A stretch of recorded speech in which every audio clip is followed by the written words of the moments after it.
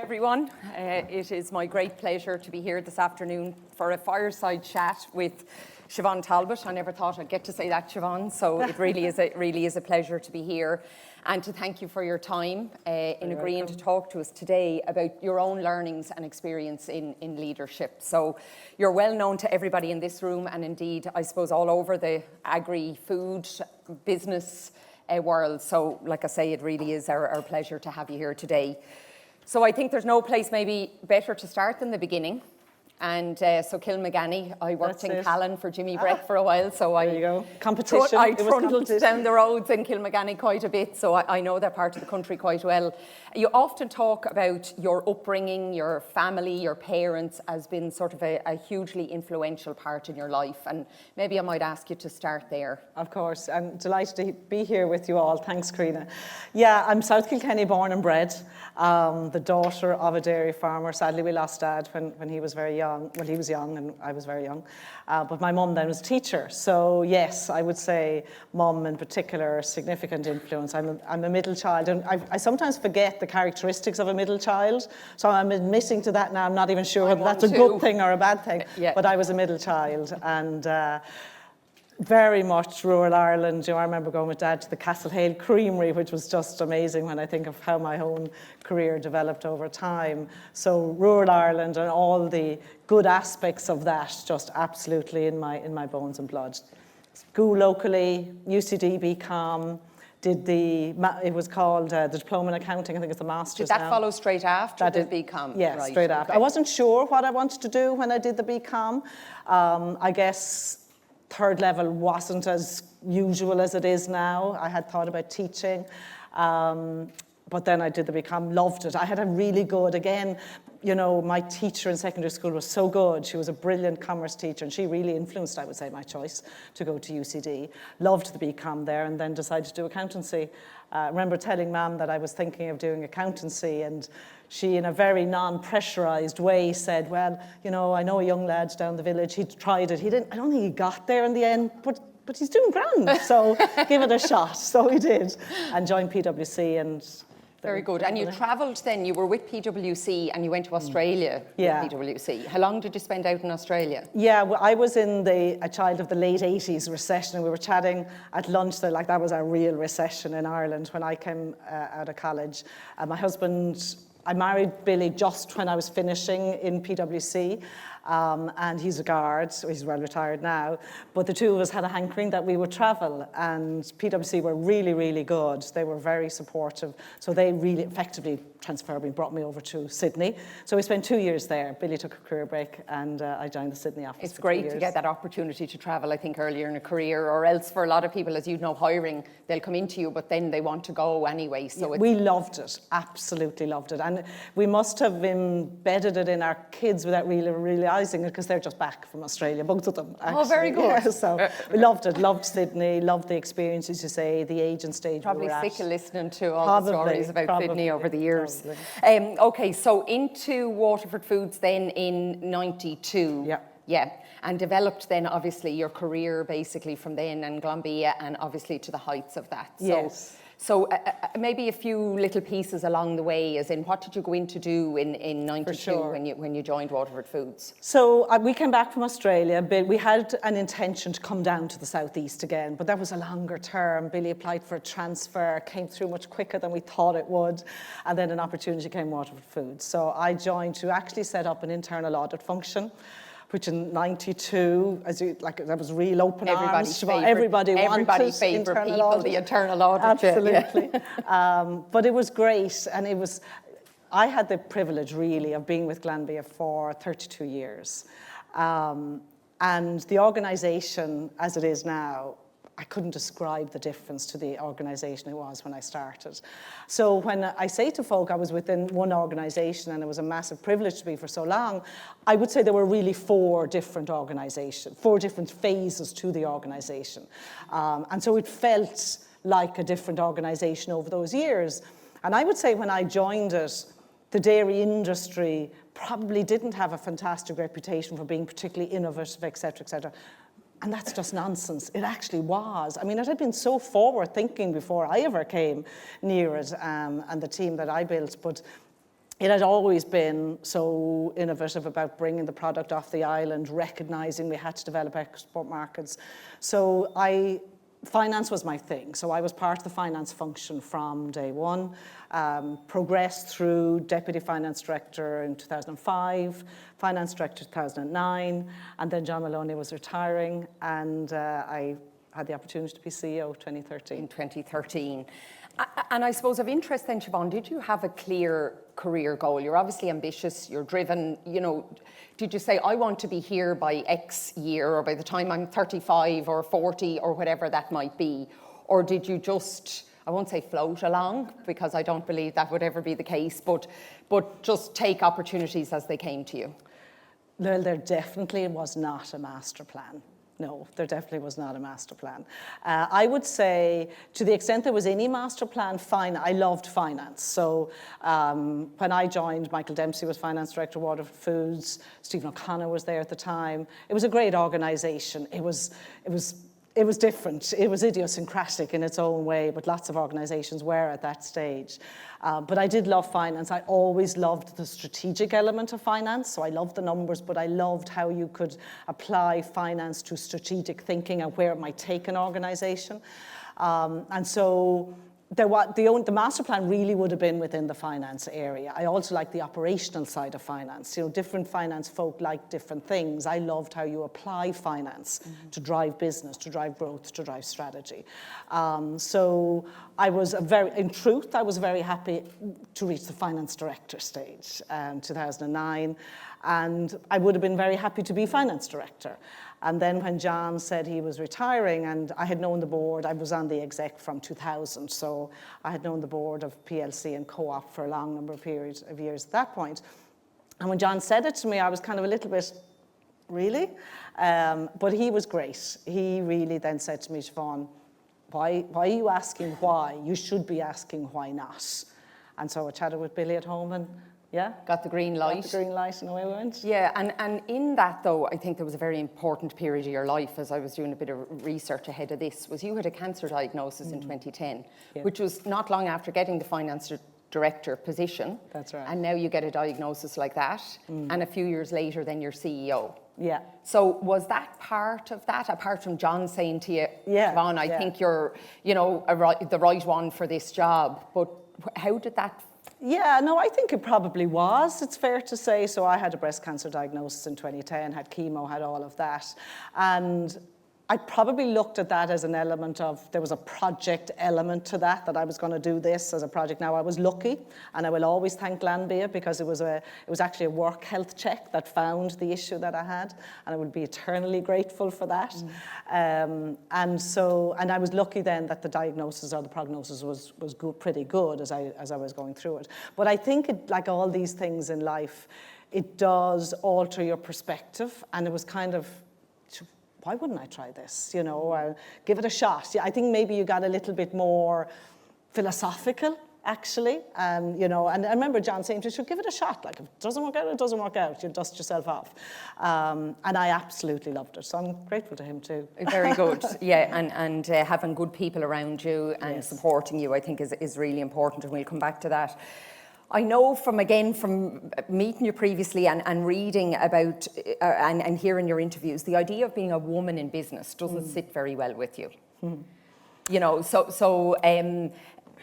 I'm wondering, so when, this idea of meritocracy, rather than the focus on being a woman in business. So I'm not going to concentrate on it. I just said I'd ask you sort of. Yeah. I would always, and have always been, a massive believer in meritocracy. It has to be the right person for the job. But I think as I evolved in my own career and in the role I ultimately had then as CEO, bluntly, I recognise there is times then where you need a bit of a blunt instrument, actually, to really get progress. So I probably shifted my own attitude, to be very frank, a little bit. Not that you would ever do, I would never, ever put the wrong person in the job just to kind of tick a box. I would just simply not do that. But I think in setting up things like having, parameters, having targets, having clear things that you wanted to do, it could only be a good thing. And again, the whole diversity journey was a great experience for myself and my whole team where we thought we were great. We thought, why would anybody think that we're not, open to diversity? But when we really peel the onion back, unconscious bias, or, we're all more comfortable with people that are similar to us, we learned a lot as individuals and as a collective where we said, actually, do you know what, we think maybe we're not that great, actually. And the organisation was very ready. And, the first year, for example, we brought in metrics. We didn't get them. We didn't hit them. And we all sat down and said, okay, folks, right, what's going on? And then we started to focus on the inputs. What are the things, let's kind of, we want to get a particular answer, but let's focus on putting the building blocks in place that we know we will get there, as opposed to just having a theoretical ambition that we may never get to. And that was quite a change. And what were those building blocks? Those building blocks were all around retention, hiring, development. And I would say Glanbia was really, really good. And it was great to hear the conversation, Gillian and folks speaking earlier. I mean, it is and only about people. I used to say in Glanbia so often, we had acres and acres of stainless steel that would do absolutely nothing without the people. And we had 6,000, 7,000, 8,000 people at times. And it is all and only about those. So it was really about giving the total organisation the toolkit that we could actually ultimately sign up for a series of steps that would put the inputs in place. And we are getting that output. I happened to meet one of the CHROs, head of HR in one of the divisions, bizarrely in an airport recently, and she said, we're 40% now in terms of diverse candidates coming up through leadership. So I think, so meritocracy, absolutely, but I don't believe one isn't in conflict with the other. That's probably my key point. In my own head, maybe back in the day, I felt there was more conflict, and frankly, there isn't, actually. Yeah, I think that's really good to hear, that they can go hand in hand, because sometimes, there's that perception maybe as women appear that there's a sensitivity around being a token woman or being, but when you're strong about meritocracy, so I think that does away with that.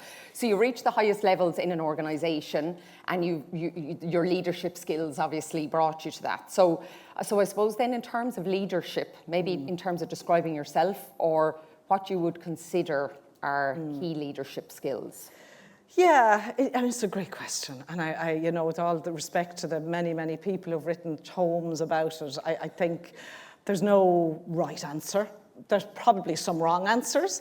And I think for me, leadership, again, comes back to people. And you have to start with yourself. I personally think authenticity is hugely important.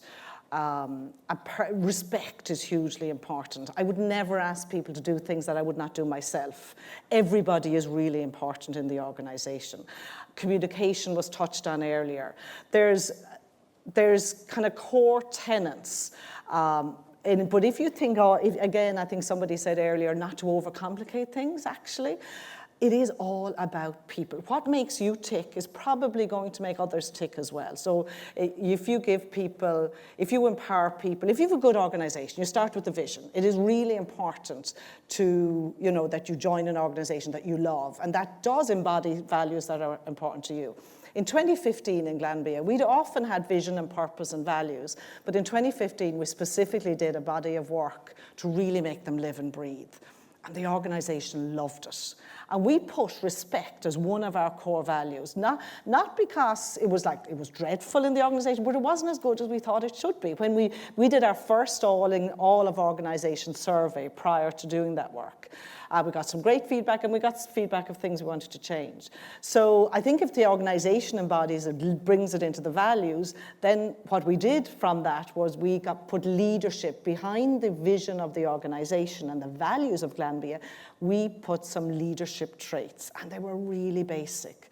They were about authenticity. They were about communication. They were about respect. They were about, bringing your organisation with you in terms of having objectives and career development. And that's what we very overtly expected of our leaders. And for most people, that works really well.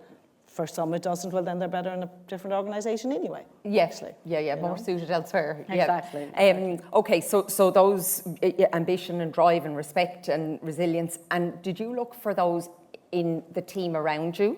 So the people you pull close to you? Or I suppose, you know, you're looking for different skills and different traits in different people, maybe? Yeah, no, it is really interesting because an organisation's culture, and all of you know this, no matter what size of an organisation is, an organisation has a culture.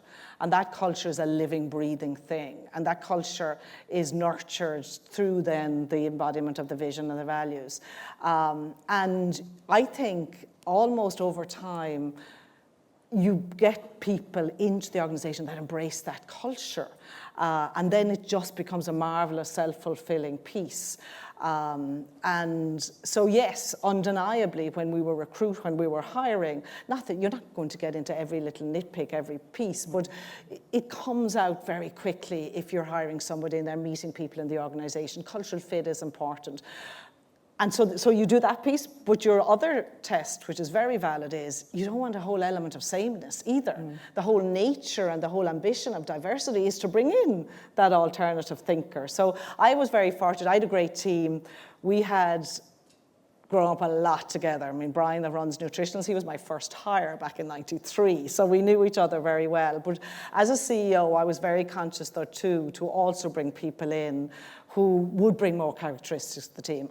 Finance is in my bones, the detail is in the bones, but I needed like the Hugh Maguires, the marketeers, you needed the innovators, you have to know enough of yourself where you will need support. And I think that too, I guess, is an essence of leadership. But I think being comfortable enough in yourself actually that you can accept where you're not strong. Absolutely. And where you a good leader, people. I think, isn't afraid to be vulnerable. Isn't afraid. I think leaders back in time when it was all about title and the title gave you the kind of right for in inverted commas to do whatever you wished, leaders were very uncomfortable being vulnerable. But it's fine to be vulnerable because there's no way you know all the answers. There's no way that you should be doing everything anyway. And I think a core skill is, somebody again said it earlier, just listening. You know, you don't have to know all the answers. You shouldn't know all the answers. That's the point in having a team and having a team that bring different skills to the party and listening to them. Maybe that's the advantage of growing up through a company as well. You know people around, you trust people. Possibly. Where if you're coming in as a CEO, you're less maybe sure of the people around you and being able to admit when you don't. You don't know. As long as it, and I don't think it ever did with us, but as long as that doesn't ever lead to complacency. And I think, again, a good thing about Glanbia, there was no egos. I think a lot of that, again, I would put down to our roots. Farming roots. I really would. Nothing keeps you honest like the beating you might get in a meeting if the milk price wasn't right. And it was, and that was right, as it should be. But I think as an organisation, that kept us very grounded. We didn't take ourselves seriously at all. Hugh, I know, who's running it now, used to often say, you know, we do our work very seriously, but we know how to have a bit of fun as well. And in terms then of leadership style then over time, how did you evolve? You know, you talked about having the titles, the people, maybe, you know, you yourself, how did you change? Because certainly we would say, you know, people now, younger people coming into the industry now would see things in a different way, would think about purpose maybe in a different way than, you know, we might have done when you were glad to get a job. Yes. They're asking different questions and they've different expectations. So how did you evolve over time? Yeah, I think I'm curious by nature, and I would like to think that I was pretty open with people, and so when people would propose different ways of doing it, I would always have a curiosity to where that might take us. So I think, again, listening to people, like to survive in organisation and to grow, again, no matter what the scale, you've got to be a bit curious. You've got to be agile. You've got to be resilient. Nobody owes us a living. So that kind of, one of the traits I used to often look for people joining the organisation was that innate curiosity. And if you're curious, you will almost naturally bring people with you because you want to inspire people to travel the journey with you. It won't always be great days, it'll be some pretty lousy days, but that's what makes you really bond as a team. So I would say, you know, when I was young, I was shy. I was quite shy, I was quite quiet, but I think then you gain confidence as you go through your career, and I think pushing yourself a little bit to kind of try new things, go into situations that you're not entirely comfortable with and sort of see how it goes. And definitely the fact we were a global organization, you know, you just naturally learn how to deal with different people across different cultures. You know, what works in one culture mightn't necessarily work in another. And I just loved it. I loved my best days in Glanbia when I was out with the teams. I just loved that. And yeah. I can sense that enthusiasm in you. So you were part of Glanbia when there were major changes. Yeah. You were involved, obviously, in the transition of Glanbia PLC and Glanbia Ireland and into Tier Lawn and so on. Major decisions that are going to have long-lasting impacts. How do you bring the team with you for such major decisions, you know? Yeah, it's a great question, because we have an unusual structure, you know, within Glanbia, and often, and I would speak to a lot of folk in the dairy space across Europe, the US, New Zealand, obviously with massive partnerships in the US, and they were always somewhat intrigued by the Glanbia culture and the fact for myself, just all CEOs up to Hugh now, we were CEO of the co-op, our largest shareholder, and the PLC as well. In a way, I actually think that idiosyncratic structure worked very well. I would say worked very well for all stakeholders, and you were always managing all stakeholders. You were not going to get things done unless you were looking at it through the lens of every stakeholder. So we had the largest shareholder, you know, the co-op had all its members. They were the largest shareholder. You had to look at it through that lens. You, of course, had a whole lot of other shareholders. They were interested in share price and evolution and strategic development as well, and both were always interested in it. So I guess persuasion skills, building the business case, putting a lot of shoe leather at times. The merger was transformational for Avonmore and Waterford in '97. I was, 4 or 5 years in the organisation, and we had tough years after that. We had tough years in the early 2000s. So we knew what tough looked like as a management team. I think that made us financially very disciplined, because we'd had debt, and we had debt when it wasn't great to have debt at a point in time. And in 2000, we really honed our emphasis strategically on nutrition. We had we had significant business. I spent a lot of time in the UK in the early part of my career, and we just recognized we had to exit them. Exiting businesses hadn't been a big thing for the organization. So again, you had to bring the boards with you in the first instance. And that just took time, it took effort. It was actually, again, I would say it was a good discipline, because it meant that the executive team had to have it all thought through. And you would change it, because clearly the boards would input it as well. And you would be selling it to the communities, where you'd be selling it to the non-farmer shareholders, you'd be selling it to the farmer shareholders, you might have different points of emphasis. But it would mean that ultimately, when you went to points of approval and the decision to go or no go, you had brought a lot of people. 2010, we tried something, it didn't work. We dusted ourselves off. We went again in 12. We came up with the joint venture model, and then we ultimately concluded that with the creation of Tier Lawn. And I would say that journey, and again, the structure that we had and the nature of the structure that was engaging with the main shareholder and the others, I would say it actually made both organizations very strong. The boards of Glanbia and Tier Lawn, and I said this when I was leaving, and the board, they were more united than sometimes maybe they thought they were, but they were totally united. And there was one thing both of those boards always were, and that was incredibly passionate and incredibly ambitious. And the executive team shared all that passion. So we could have classic ding-dongs at times, but we always knew that we shared those key things: massive passion and massive ambition, and that can get you through walls. So no, it was really good. I think it's worked really well. It meant that Tier Lawn then ultimately was an incredibly well-invested business, because on the journey, and I was recognizing as boards and a team that when quotas are going in 2015, we knew we had to change, because we knew we were going to hit pinch points of where investment might be prioritized. And we really wanted to support the growth ambitions validly of our member base. We really wanted to support that. Hadn't come for 35 years, why wouldn't we? So we knew we wanted to find a model to do that, and the joint venture model was perfect. And so to law now with Deshaun and all the team, it's a great business, as is Glanbia. Yeah, it certainly is. One of my questions, Siobhán, which I've just scribbled out, was how do you stay motivated when you've hit the top, but actually as you talk about the business, the buzz, I can see that motivation obviously was never any issue for you, or staying motivated, because I can still see how much of a kick you got out of it.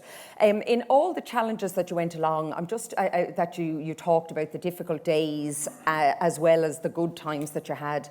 How does COVID feature in that? You've talked about embedding things in strategy and decisions based on strategy, but when the world turns upside down, literally overnight, you could say, none of us knew what were going to happen. How do you, what leadership skills come into that?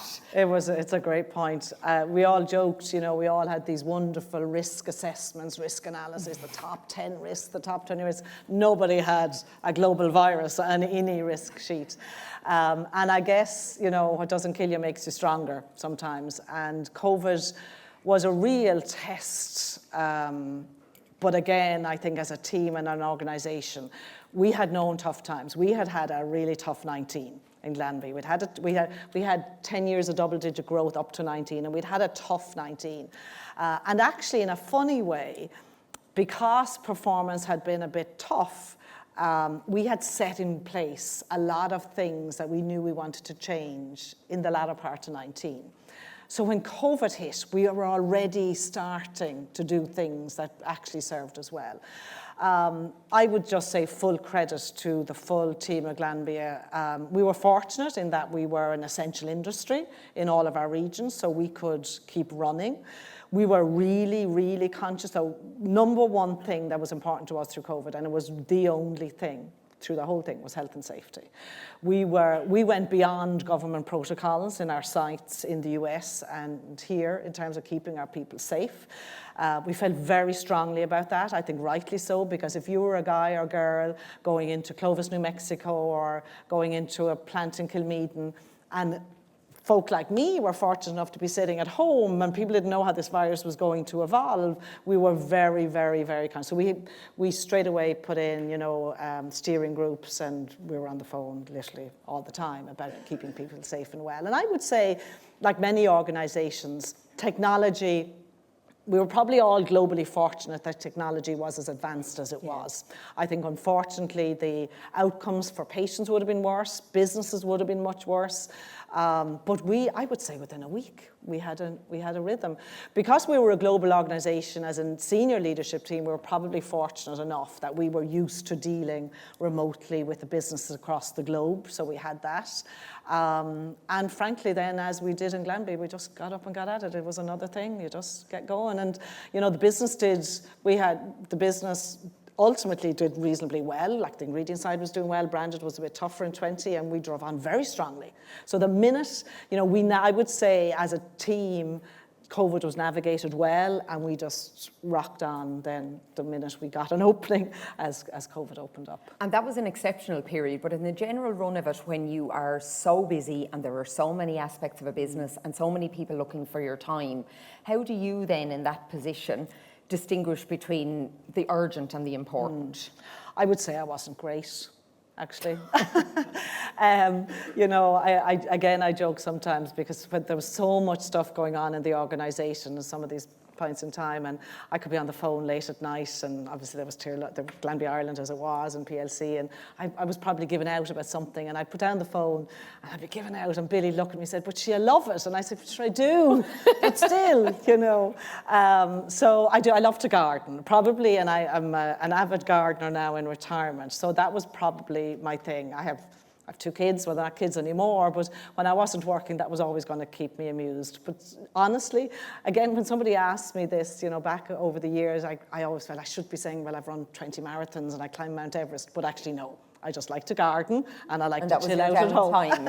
Yeah. But even in the day-to-day of the business, yes. The sort of the longer-term strategy piece versus the firefighting things that come across your desk. You have to stay. There was when I and my executive team, when we started even on our journey together, when I took over as CEO, and for all of our meetings, I said there's 2 things we're going to focus on as a team: growth and talent.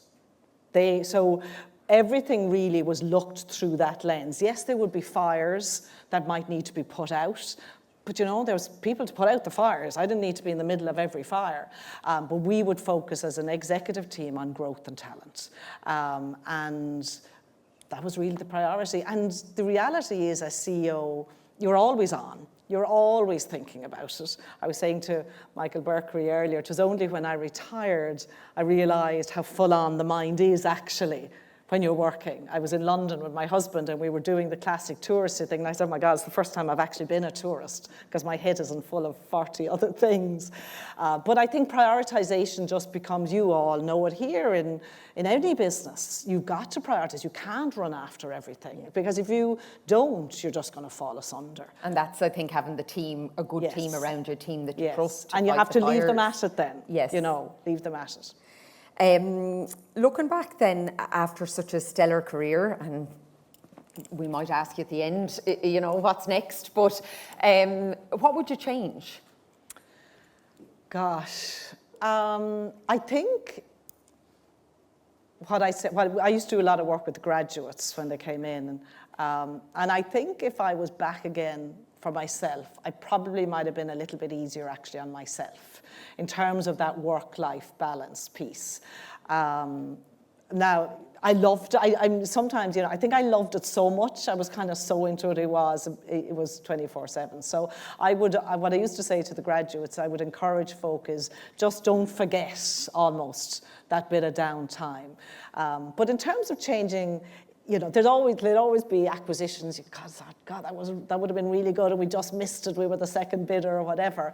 But I think in terms of the organisation, the team I had the absolute privilege to work with, I wouldn't have changed any of that because it was just again, I know it might all sound a bit twee, but honest to God, it is the truth. It's just a fantastic organisation to be part of. For all of the idiosyncrasies of the structure, in many ways, just made it all fun. Part of it. It just was part of what it was. And the great days were really good, and the tough days, we just put our shoulder to the wheel and got through. And so for emerging leaders then, and there are many in this room, one thing I would pick up from you straight away is have a passion for what you do. I mean, that is coming clear, with everything you say about your time in Glanbia. Anything else that you would say? I would say resilience. Build whatever works for you in building personal resilience, because you will not every day will be good. I remember somebody again saying to me one day, you're never as good as people tell you are on your good days, and you're never as bad as they tell you are on your bad days. And just doing what works for you and building that network around you. Again, I was very lucky. Billy retired just after I became CEO. Alice was still in Leaving Cert. All the running about was still going on.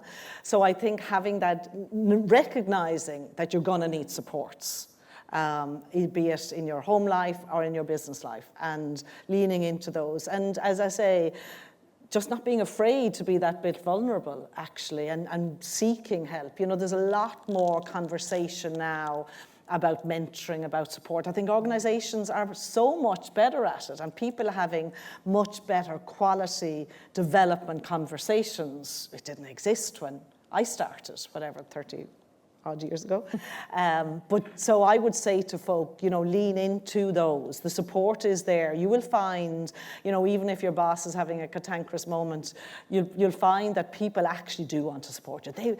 You are the best asset. They want to get the best out of the people. So if they can find the little trigger that gets the best out of you, that's good for you and good for the organisation, everybody's winning. I was going to ask you that about the mass that you have on training and development in leadership. Yeah. That idea of somebody being a born leader versus sort of training or developing into one. I think you can develop. Yes, some people, I guess, are just incredibly strong innately, but the world is such a dynamic place. The force. We spoke earlier again about different generations. The generation of talent now is entirely different. We were just so glad to get a job. We'd work morning, noon and night. That wasn't necessarily a good thing, I'd suggest. The generation of talent now is probably more balanced. I think one of the positive things for COVID is there is more recognition of a positive work-life balance.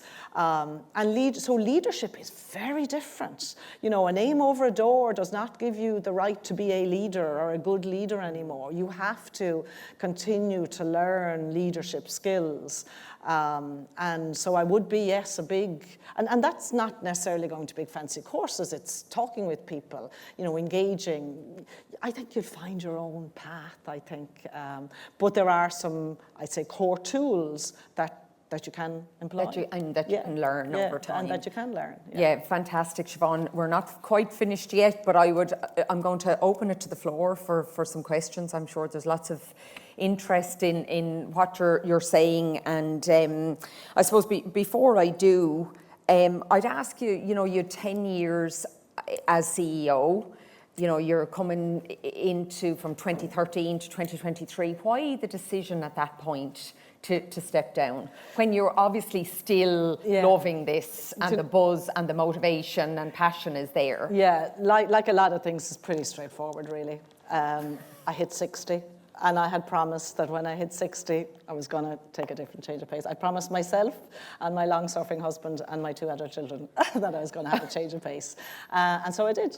And how do you change in pace then from being the high octane on a Friday to kind of, you're used to being home at the weekend, but Monday morning is a very different Monday. Yeah, it's great, by the way. It's great. It must have taken you some time. It is, but you know when your head is ready, your head is ready. And I was very ready. The organisation was in great hands. You know, Hugh and the team will drive it on. The organisation was in a great shape. Tirlawn is in great. So I just felt that the time was right for lots of reasons. And the time was right too for the succession planning of the next wave of leaders within Glanbia as well. And so it worked for everybody, really. But I really loved it. In fact, I was joking because I had dinner with one of the guys recently and I said the first few months, you know, it's just like this fabulous extended holiday. Thinking, oh, this is great. Then the summertime, I was probably thinking, crikey, should I not be doing, you know, it's a little bit, you know, the jitters, I should be doing something. But now I'm back to this is great. Okay. So I had promised myself that I'm on the board. I've been very fortunate to be on the board of a very progressive organisation called CRH since late 2019. So I had promised myself nothing new for 24, and I'll see. The longer I do nothing, the more you might. The more I like my garden. Yeah. Okay. Can I ask people now to put their hands up for some questions? And there's roving mics around. I see. And introduce yourself and where you're from. Great. Thanks. Roberta MacDonald, 2016 Scholar. Thanks, Siobhán. I suppose it's refreshing to hear you speak so openly about your experience, and you know, what's noticeable is how often you say we, and I think that is a great sign as a leader as well, that, you know, it's about the us rather than the I. But for you personally, when, you know, in a professional situation, when things got really tough for a period when it was very challenging and you're driving home thinking about that decision or that performance that's not going well, what did you do for yourself in order to be a better leader for other people? That's a great question. I think, you know, anybody can lead through the good days, as you rightly say. On the tough days, I think finding like a personal calmness is really important. The last thing anybody needs when things are tough is for the leader to be all over the place. So I think whatever works for you, it might be going home and, you know, kicking the poor cat or walking out. Sorry to all the cat lovers. I do love cats. Or it might just be, for me, it was literally just going out for a walk and just perspective is everything. Do you know, I remember in somebody that I worked along with said to me, one of our bad days in the organisation, there was a tragedy had happened around the same time. And he said to me, you know, Siobhán, he said, perspective is everything. And I said, you are so right. Like at the end of the day, we love our business, we're very passionate about it, but you gotta keep perspective.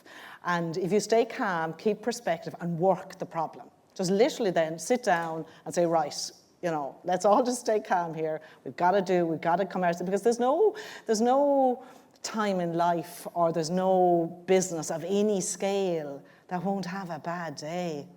And that's why I keep coming back to this personal resilience, because if you have leaders that have personal resilience, you will find that you're building that organizational muscle as well. So my advice to people would be on the bed, just stay calm, keep perspective, go for the walk, talk to somebody maybe that will help you with perspective if you need to, and work it. And you know what, it'll be grand.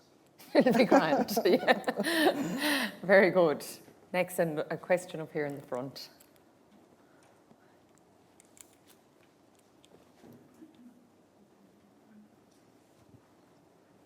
Thank you very much, Siobhán. Molly Garvey, 2024 Scholar.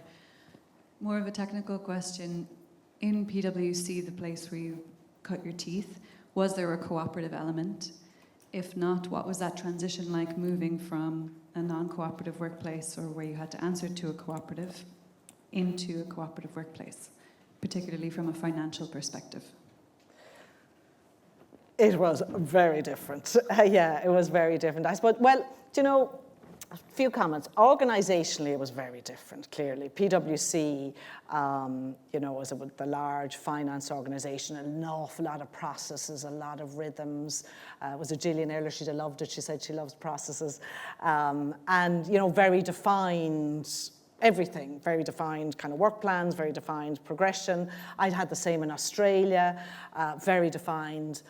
I came into Waterford Foods as a bright, young, enthusiastic 28-year-old.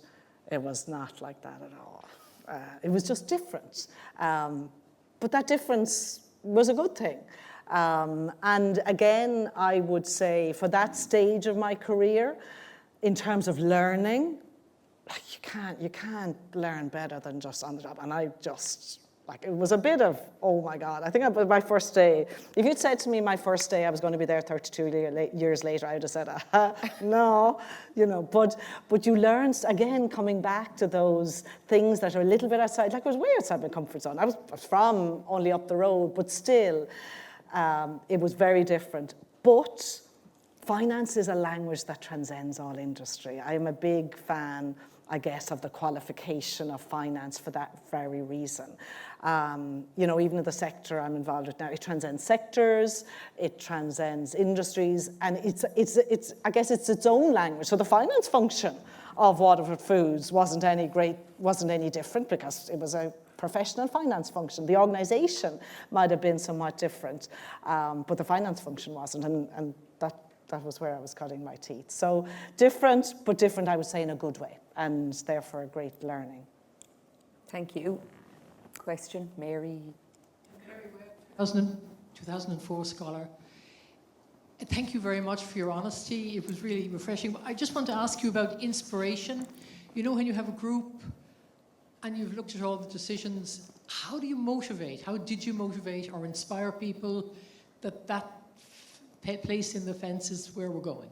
Yeah, again, a great question.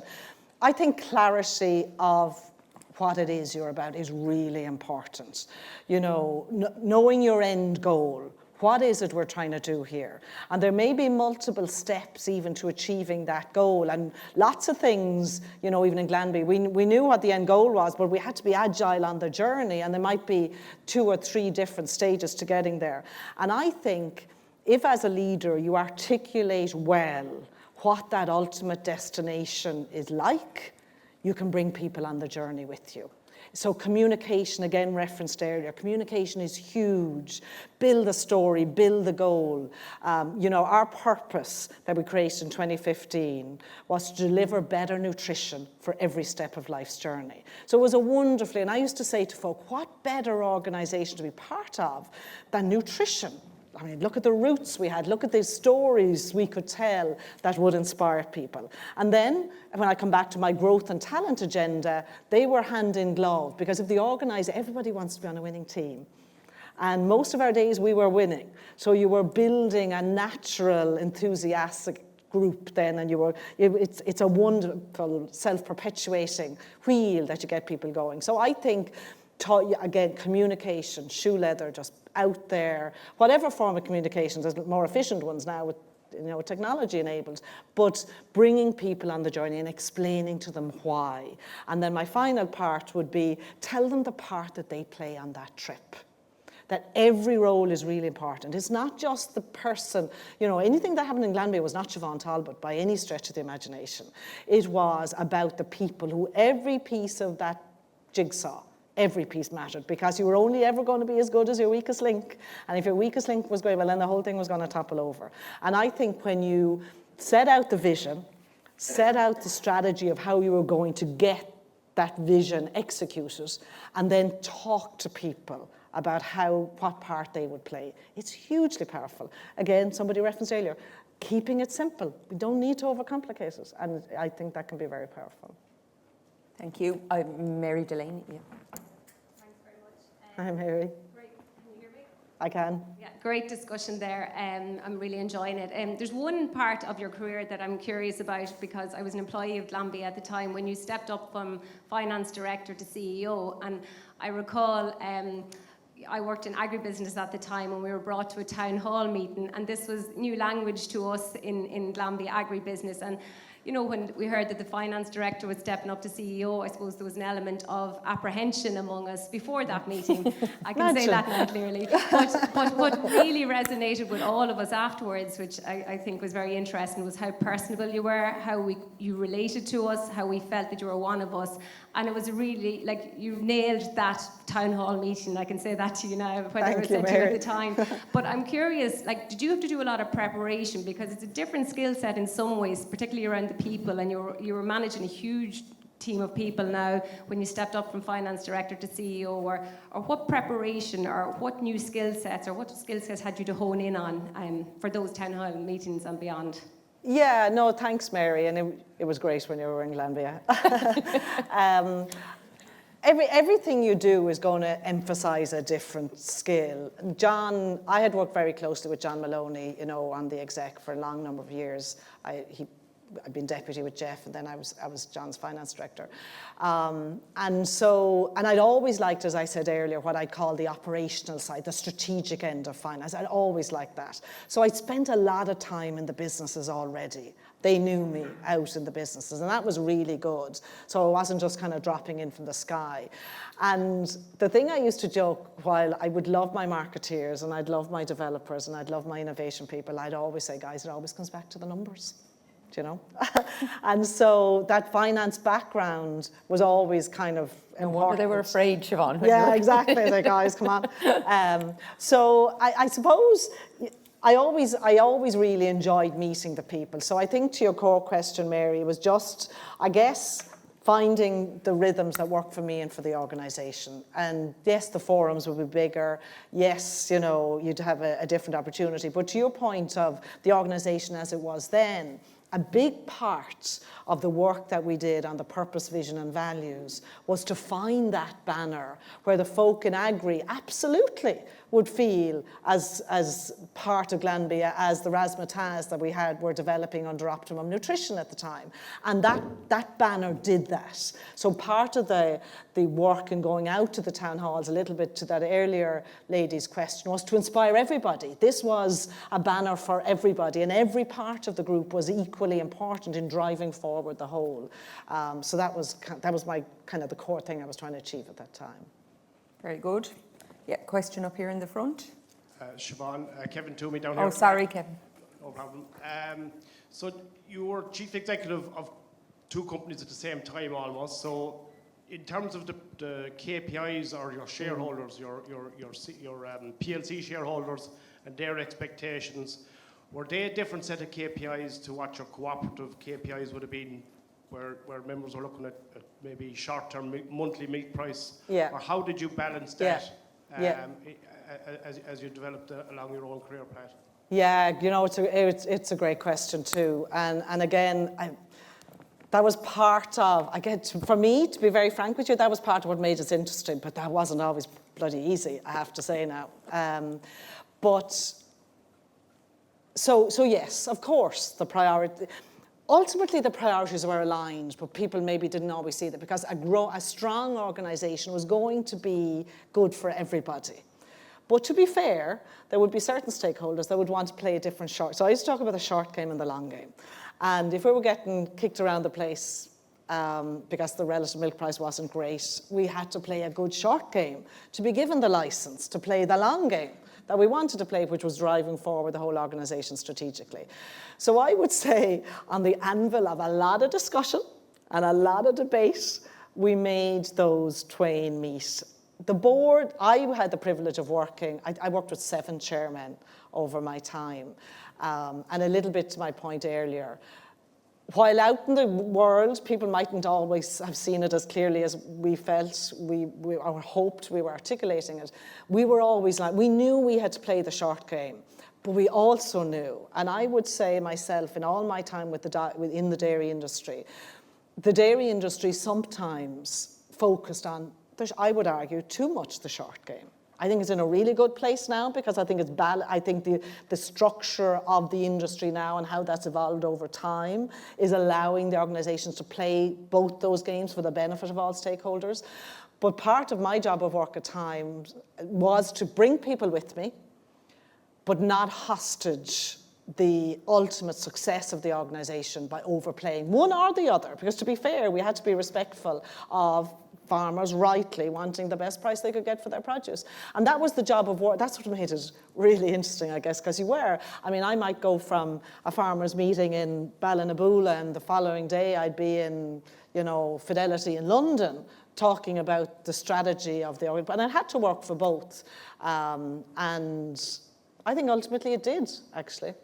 So just on that model, because it was the model it came about, but would you recommend it as a model again going forward for what it has? Because it's quite a possibility that model may come around again quicker than we think. Yeah, again, I have had so many conversations. It's a great question. I've had conversations with the big New Zealand players, the UK, that compete all over the years, saying, what model is right? The US in particular, our partner is the biggest co-op in the US. And what I would say to folk, there is a time for different models. And I think a good board and a good management team will see times when models should adjust. When I think of the evolution of Glanbia, and I think even of Glanbia has an incredibly successful joint venture model with Clovis in New Mexico, with the biggest co-op in the US, a joint venture model. I think for stages of evolution, the joint venture can be a good model. What I would say we managed to do as a collective in Glanbia was have the best of the disciplines, because a PLC will bring disciplines. It just is, it's a rigorous, sometimes I would argue too short term, but it's a rigorous model of continuous delivery. The co-op is a very good, rightly long-term stakeholder that also has a short-term need. So marrying those two, I actually think can get you a leadership team and leaders and a community of talent that actually really want the organisation to be sustainable for the long term, but know there's short-term pieces that we have to be focused ruthlessly on performance, productivity. We have to drive the organisation so that you're, again, frankly, that you're keeping that licence. Again, nobody owes a living. We had to earn. We had a phrase in 2000 in Glanbia, and forgive me now if I'm... No, you're good. But we had a phrase in Glanbia that always resonated with me, because we'd had debt, we'd had a few tough years, and we had a phrase where we had, as a team, to earn the right to grow. And that's the kind of ethos we had. We had to earn that right from the co-op members. We had to earn that right from our financial institutions. We had to earn that right from our customers. I should have put them first. And that's kind of what we were doing. So as models, nothing is set in stone. The other thing I would say about the Glanbia boards and team is that we never said no to you. You'd never come to us with an idea and we'd say no, never. We'd never say never. We'd give it a good hard look. And then we might say, well, we like that bit of it, we like that bit of it, and maybe can we do something slightly different? So I think agility, in terms of determining what models ultimately work, it is going to be dictated by the conditions of the environment. We all exist in a market environment. You're going to have to be agile, and you might have to do a few little meanders before you get to your ultimate goal. Very good. Okay, there's, question here in the front. Hi, Siobhán. How are you? Jonathan Ty. How are you? Can you go back, Siobhán, to that period when you went from exiting the UK businesses to getting the courage to go back and start up the US businesses that now have turned into the Glanbia PLC? Yeah. Like, who drove it? Yeah. How did you make it happen? Like, was it getting on planes or was it consultants or whatever? And I suppose the most important question is, what did you set out to do different the second time round, like, to make it a success? Like? Yeah, I think the market conditions, Jonathan, were important at the time. Ned Sullivan came in. You might remember Ned for a period of time. He'd come from the drinks industry. We were having a particularly tough time in the UK at the time. We had a very significant liquid milk business. We had a very significant juices business. We had a very significant cheese business. And we ultimately, I personally think the catalyst was work that we did, and I suffer a bit of consultantitis now myself. Consultants have a role, but it has to be your strategy and it has to be your execution. But they can help you clear your mind. So we did a lot of work in terms of what is really, really our market position in the UK. And frankly, we were number 3, 4, 5. And the UK dairy industry was going through a difficult time. There was spare capacity. Everybody was racing to the bottom in terms of pricing. And so we sat back as a team and said, do you know what? It wasn't we all woke up on a Monday morning and Ned or John after him said, okay, but over a series of a number of years, probably quite a short period. I think once we sold the liquid milk business, we kind of said, our market positions just weren't strong enough. Up against the big retailers, we were just not going to get an economic model to work. And that was a big decision. Meats business, again, we just had to get out of meat. Not everything you do, that's not always not everything you do is going to work. So I think the organisation and the board, we all got kind of the collective maturity to say, it's no bad thing to try something. And that actually isn't a bad thing. You just got to fail as quickly and as cheaply as you can. The US we had started to develop because we'd started to build out in Idaho. We called them patrons, our farmers in Idaho. They'd started to expand. We started to expand with them. We built the cheese plants. We had 9 phases of expansion in Idaho. And then we started to go beyond there. We bought a Witz and Minz business in 2006 in Germany, actually, because we're thinking through a customer lens. And we were supplying effectively some protein for infant formula, so we bought the Witz and Minz. And then probably the big thing for us was the whey. So you'll all remember, the quick story is the whey was a problem product of cheese making. We had massive scale facilities in the US. It was land spread or fed to pigs, but scientists, a lot of them, including our own, realized there's fabulous branched chain amino acids in whey. And scale was important, so the US was perfect. So sports nutrition was the natural application for whey. So we were building customers. One of them was the Costello brothers. They had built this brand called Optimum Nutrition. They wanted to have more Ferraris, spend more time on their boats in the US. So we bought it in 2008. In late 8, early 9, we bought Optimum. 2009, it was doing about 100 million. It cost $1 billion in 2023. So sometimes, did we ever think when we bought it would get to $1 billion? Realistically not. Hugh's now running the whole show, so that's good. But I come back to some of the questions. Probably that essence of leadership is not being afraid to fail, but fail fast, fail cheaply. And where you see growth potential, lean into it and drive on. And, that's probably, and I think that's what the organisation, Ireland travels very well in the US. I think culturally we were quite similar. It was really, really good for us. We just, as a community of talent, we connected very, very well. We had great partners then and still have great partners on the dairy side. So the US is just such a great market. There's over 300 million people. You crack it for a brand.